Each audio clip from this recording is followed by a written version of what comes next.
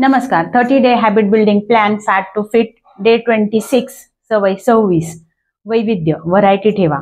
दररोज तेच खाणं आणि तोच वर्कआउट, इथेच फॅट लॉस थांबतो. वरण भात खाऊन सुद्धा लोक बारीक होतात, पण जर 3 महिने रोज रोज तेच खाल्लं आणि तेच वर्कआउट केलं तर किती बोरिंग.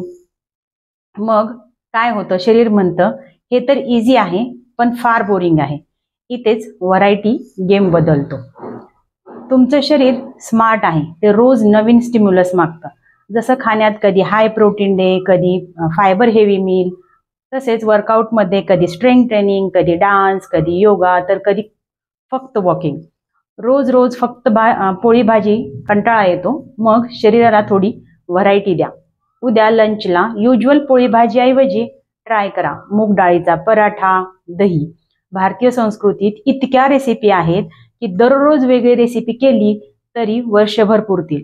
Food is emotion. आपण खुश असू तरी खातो आणि स्ट्रेसमध्ये असू तरी खातो.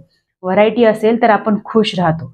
व्हरायटी सोबत बॅलन्स आणि पोर्शनकडे नक्की लक्ष ठेवा. वर्कआउटमध्ये एक दिवस योगा, दुसऱ्या दिवशी स्किपिंग, तिसऱ्या दिवशी डान्स, कधी जिम तर कधी पिलाटे.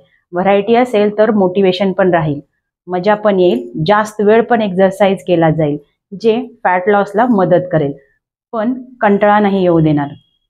फॅट लॉससाठी फक्त डेडिकेशन नको, थोडी मजा, थोडा बदल पण हवाच. व्हरायटी ठेवा, वजन खाली जाईल आणि तुम्ही पण भारी दिसाल. डे 1 to 26 फॉलो आणि टिक करा. डिटेलसाठी डिस्क्रिप्शन चेक करा. उद्या भेटू नवीन सवयीसोबत. तोपर्यंत स्वस्त आणि मस्त जगा डॉक्टर स्वाती सोबत. धन्यवाद.